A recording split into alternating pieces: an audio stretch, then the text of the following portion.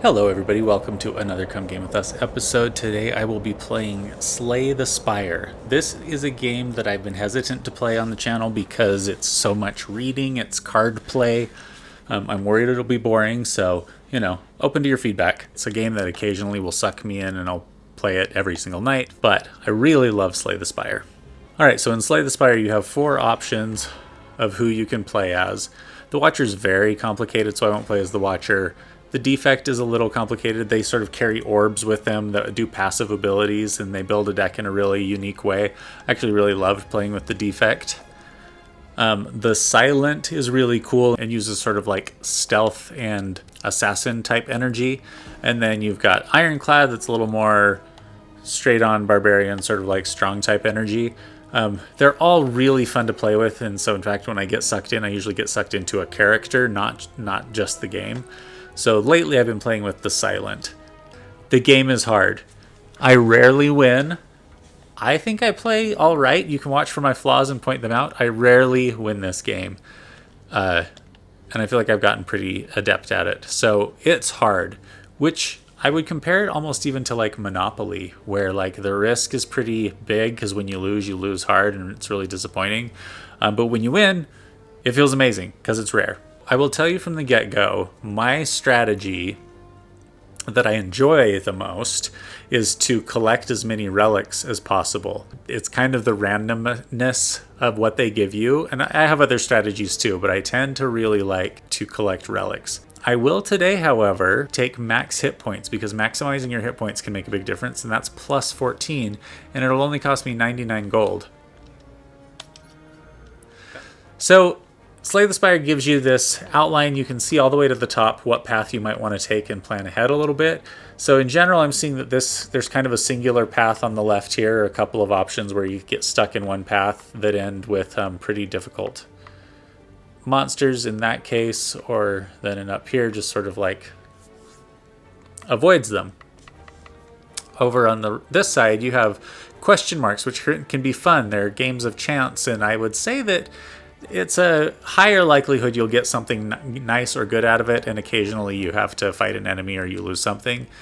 And I do like to fight the big guys when possible because they drop powerful relics.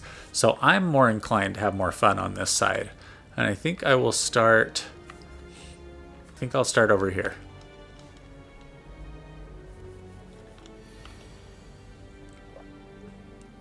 Alright, I like to go in strong and attach. Now I'll kind of speed through a lot of the battles because they're repetitious and like I can maybe bring out some strategies, but I mostly just want to talk about the path that I'll take. So when he's not going to attack, I go strong and attack because I don't need defense, and I've had all these defense cards that I didn't bother playing with. So he has just cast Ritual, and I can go over here and see in Ritual means at the end of his turn he gains 3 strength, so that means every turn his attacks get stronger. That's actually pretty dangerous, so if I can, I'm going to want to kill him quickly. Applying Weak will lower his current attack. I should block once, but then I can attack 2 more times for 6 damage each, so that's helpful to get him down quick. I take no damage because my block was greater than his attack, but now he is up to 9. I could block all 9 and attack him for another 6, or I could attack him for 12. I think that's what I'm going to do. 6 and 6, and then with my final defense, I have 8 block if I discard a card. I don't have any more energy to play anyway, so that will end my turn. So I didn't explain this part, but you start each turn with this bit of energy. In my case, 3 out of 3, that's the standard, but there are some things that could change that. And so the cost of the cards is the cost of that energy. Some cards have 0 like this, which is great to have a 0 cost card in your hand because that just means you can play it, and that one's always like decent to play. He's down to 2 hit points, so I will just finish him off. I gain 13 gold, Ghost in a Jar, which gives me 1 intangible, which I'll explain later if I use it. And then you get to decide. So this is where you can start to customize your deck. So in this case, gain 4 block. I do tend to usually stock up on attacks, and then I'm sometimes left defenseless. If anything, that's my weakness in play. And so I might want to go with a block card. But there's also deals 5 damage, and if they have weak, then I gain an extra power and draw a card. And I already have a card in my deck that applies weak, so Heel Hook is pretty good. Infinite Blades, at the start of your turn, you add a Shiv into your hand, and a Shiv deals 4 damage and costs 0. I always go with the Shiv strategy when I'm playing with this guy. I rarely win. So if I go this way, I can get 2 question marks and then get up and fight an elite boss, which will give me an elite artifact. And I'm in good shape now, so I might do that one. Over here I have more options to rest if I need to, but honestly I think I can take these guys. So let's see if this pays off. Okay, they're not so strong. They have good defense. So they're going to attack me for 6 or 6. 6 plus 6. So I could block, but I can also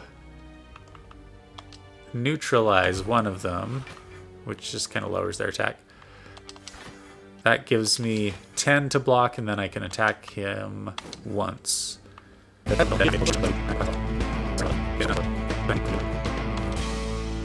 I killed him.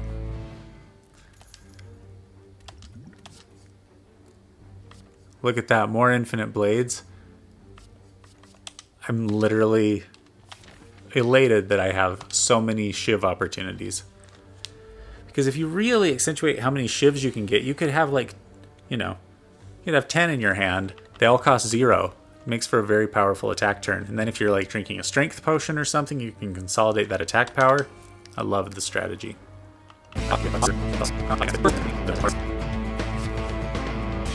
Yes, now I'm getting 2 Shivs per turn. First apply weak.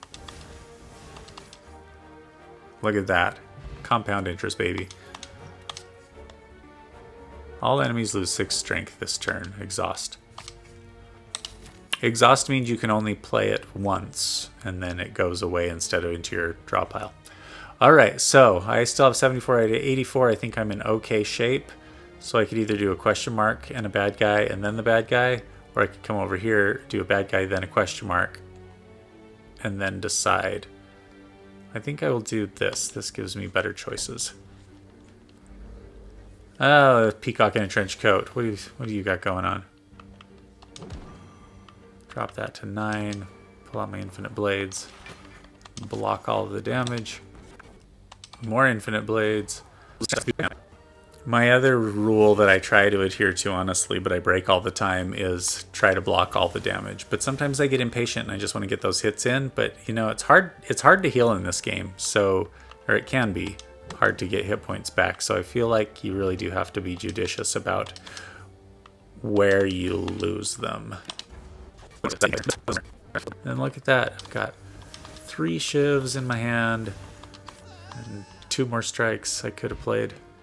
Okay, so I've got a 0 cost card that gains 4 block. That's awesome, because that just sort of means whenever you draw that card, you have 4 block, which is great. The costs nothing. But Cloak and Dagger gains the regular amount of block that a regular block card does, and adds a Shiv into your hand. Now, my strategy is Shiv heavy. Shiv heavy. Okay, Chance. Monopoly Chance space. Oh, Chance is a villain. I hate it when that happens. But this is my first chance to try out. Oh, what should I do? Okay, so I'm conflicted. I always want to play Infinite Blades, and I have both of them in my hand. But then I can make them lose 6 strength. Would that be 0? I'm doing it. That's how I'm playing this hand. Constant shivs. Loss of 6 strength. That should put them at 0. 0. So now I'm safe. My turn is over. Because I have a big boss battle coming up, and I want to be as strong as possible, and I'm already down 12. I love that the fungus is the enemy, but the rat that it's been absorbing and living through is still around. So gross. Eviscerate. Ooh, that's strong, and it costs less if I discard cards. One strategy can be to get a lot of cards where you're discarding them, and then you can build off of that. But shivs deal 4 additional damage. Shivs, baby. All right, so now you can see how this Shiv strategy suddenly just went to the next level. All right, 72 out of 84. I could rest and then fight, but I think I'm going to fight and then rest. Because if I fight and rest and then I'm in good shape to fight that next one, that's 2 artifacts. And I am curious. So this guy, the Lagavelin, is asleep until you attack. So if I just sort of like block,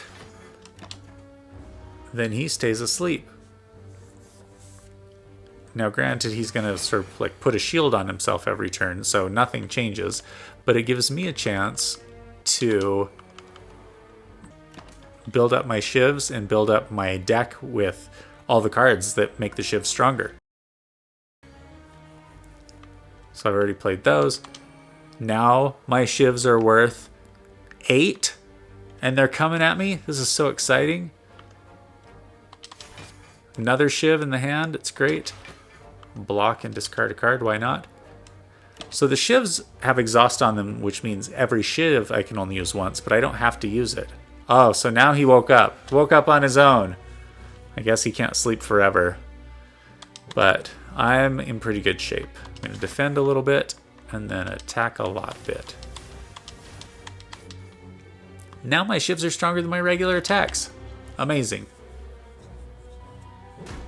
But he's already hit me for 8. This is dangerous. Defend, defend, defend, but look who's got shivs. I'm going to drink a power card potion. Whenever an attack deals unblocked damage, apply poison. Another strategy I'm very fond of is the poison strategy, and I will show you why. If I survive that long.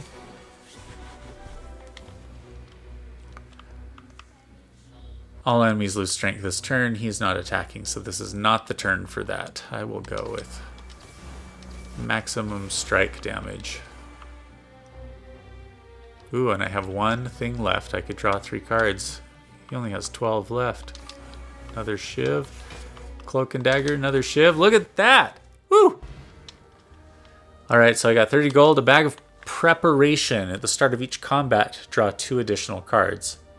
At the start of each combat, it gives you a little bit of a leg up, but that's not that amazing. How do I know I'm going to like those 2 cards? Or have enough to spend on them? And then I could get a speed potion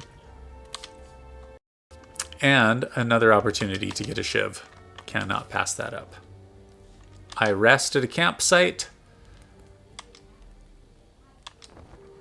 So if you're well rested and you don't feel like you need to heal, you can upgrade cards, but I do like to be at maximum health when going here. So I get to go after another one. Ooh, I love this guy. He can be very difficult unless you know his secret, in which case he's still difficult, but you survive so much better. So I'll tell you what I mean. But first, I'm going to get my shivs ready to go.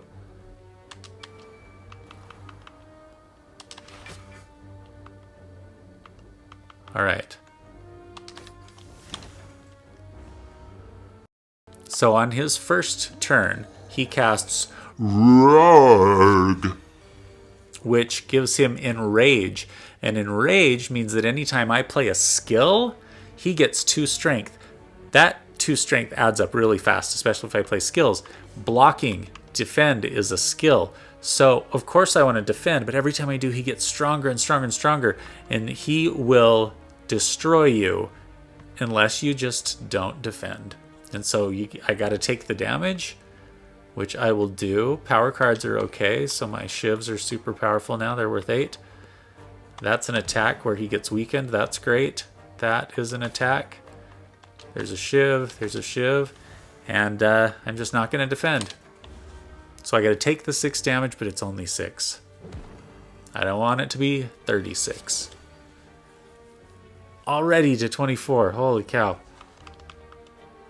And I can't play that skill, and I can't play that skill. Attack. Shiv. And that's it, and now I just have to take 24 damage.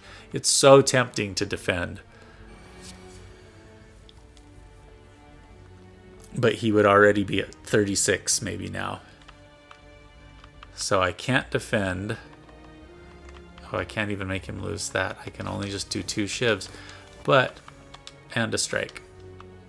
So I move on, but he is down to 6. This is the last 24 I have to take. Oh, it's rough.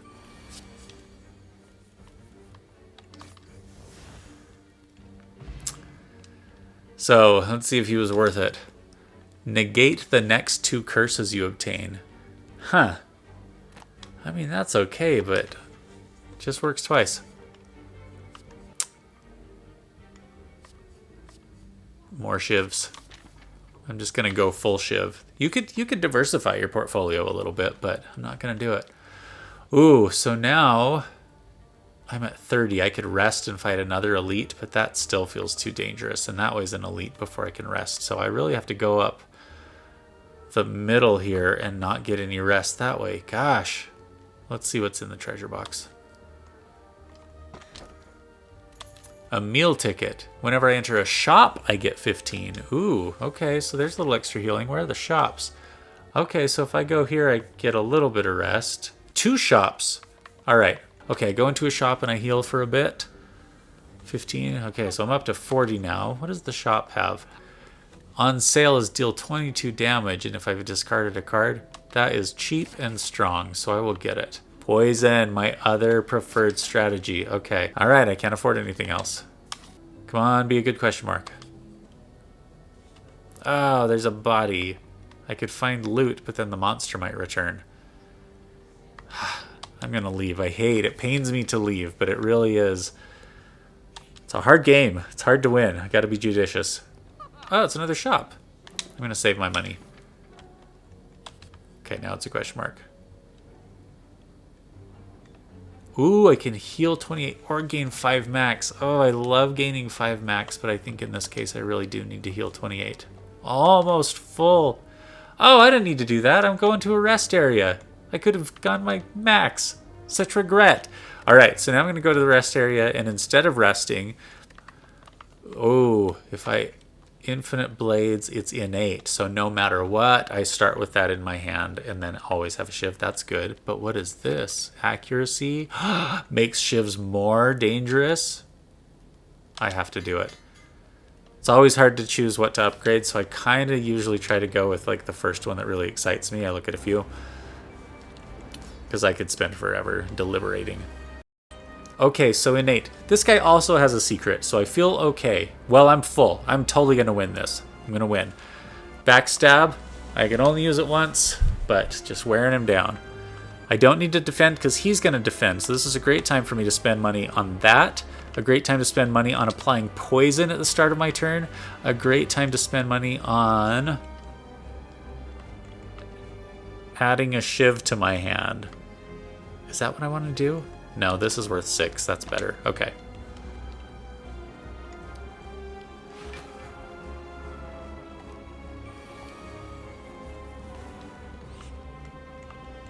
All right, adding another shiv to my hand, which doesn't seem as important as blocking, but I did it.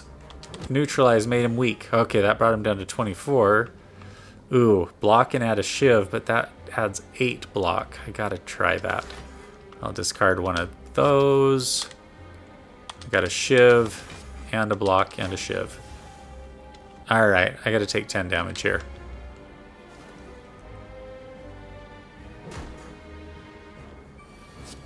Okay. I'm going to play this power card. More infinite blades. Ooh, 1,000 cuts. That's worth 2, but it only deals 1 damage. That's going to be good, though, for this guy, and I'll tell you why in a moment. All right, so accuracy is up. Fantastic. Have I discarded a card this turn? I'm going to risk it. I had not. Darn it. Okay, so when he gets hit enough, he goes into this form. Now, it hasn't taken effect yet. Yes, it's taken effect because his shields went up by 20, and so, like, I'd have to hack away at his shields, so any more damage won't do anything. Although I could get through with 2 of my shivs, but I'll hold on to them because they're going to be exhausted, and that would be a waste. But now at the end of his turn, or the start of his next turn, he loses those shields, but he gains the 3 thorns, which means every time I attack him, I take 3 damage. So I go full defense when he's in his defensive mode, because I don't want to be taking that damage as I go. What am I doing? Block. And then I can gain 6 more block and have an extra shiv, but not attack with it yet. And then because of that death by 1,000 cuts, every time I play a card, he's getting hit. It's great stuff. Ooh, 8 times 2. And if I attack with neutralize, I take the 3 damage. So what to do, what to do, what to do? I'll try... Well, I'll try to block first, I suppose. And I'll discard a shiv. Have it for later. So the other thing I could do is I could deal 12 damage and kind of act like taking 3 is worth it. If I've discarded a card, which I have, I would gain 2 more power, but I don't really want to keep hacking at him because it's all hurting. That would only do 3 damage, but would make him weaker, which would make me stronger, but then I would take the 3 damage. So I think I'm just going to end my turn. But I'm taking 8 damage. That's rough. Okay, so he's back up. He's out of his armored phase. So now I've got all these defense, but I can make him lose strength. So I'll do that first. Yes. 0 times 4. Come at me, bro. And then I've got a strike here. A couple of shivs that deal 10 damage. 11, really. And then I will block because playing cards damages him. The whirlwind attack. Ooh, felt that. 0 times 4 times. Okay. So the poison tactic that I talked about. He is poisoned. He's 7 poisoned. So that means that at the end of every turn, he takes 7 poison damage. That's not too shabby for just latent damage. Now it goes down every turn, but if I keep adding poison to somebody over time, that can be very damaging. So I'm loving how this particular player has so much sort of passive damage that doesn't cost anything. It's really a cool strategy.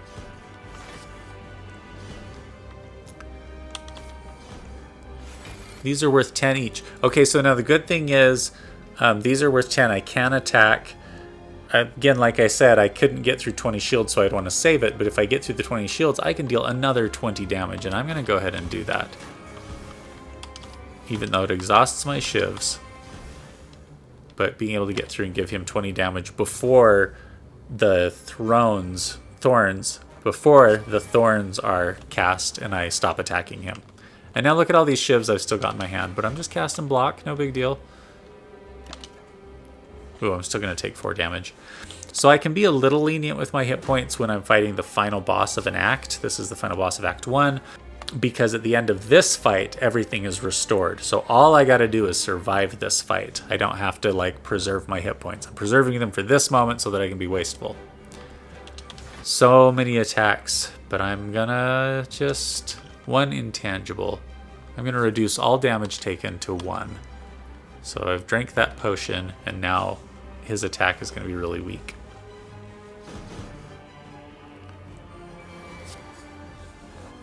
Alright, now he's attacking for 20, but he is down to 82. He's up, which means I can use all of these attacks.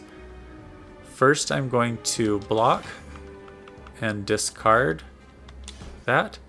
And then I'm going to do Sneaky Strike, where I get my power back. And then I block some more.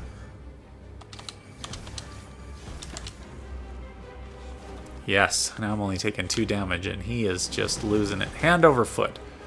Fist. Money over ankles. Okay, I'll start with the shivs. Ooh, he's down to 23 and 9 damage. Can I get through the... I could get through that with that. I'm going to do it. And then 6 more. Alright. He's down to 12. The poison took him down to 1. And now I'm going to sit here and not attack? No, I'm definitely going to attack. So I took 3 damage, but all I had to do was survive. I totally survived. Now I can gain 3 thorns for 1 match. Ooh, the 1,000 cuts, which I tried. I mean, that was fun, but I don't know how much it was that important. On your next turn, draw X cards. whatever. Deal 8 damage twice. Decrease the damage of this card by 2 this combat. But that's 16 to start with. That's pretty good. I'll try it. All right. Perfect. And then at the final, after the final boss, you can choose between 3 rare relics. But so many relics have bad things. Look at this one. At the start of your turn, you draw 2 additional cards, but you start each combat confused, which means whenever you draw a card, it randomizes its cost. So you can have cards that you've been spending 0 or 1 on that cost 3 all of a sudden, but you can also have really expensive cards be cheap. So I don't like it. I don't like it because then I can't control my game. For this one, you can gain an extra power at the start of your turn, so you can play more cards, 1 card more per turn at least. But you can't see what enemies are going to do. I don't even know how you could survive that way. You have to know when to defend, and you have to know when to attack because you're safe. That seems insane to me. And then the Velvet Choker is you gain a power at the start of your turn, but you can't play more than 6 cards per turn. That one I also hate because my whole strategy with the shivs is to just have like a countless number of attack cards. So if I have like 12 shivs, I could play them all. This is saying I could only play 6. I'm not taking any of them. That's so disappointing. Thank you for watching this Come Game With Us episode and going through Slay the Spire with me. I really recommend you play it all the way through. It gets more and more advanced. I didn't even get to artifacts that really do like pretty serious things, but there's a lot more fun to be had and a lot more combinations. Can't recommend it enough. Please like and subscribe. Let me know what game you would like to see me play next.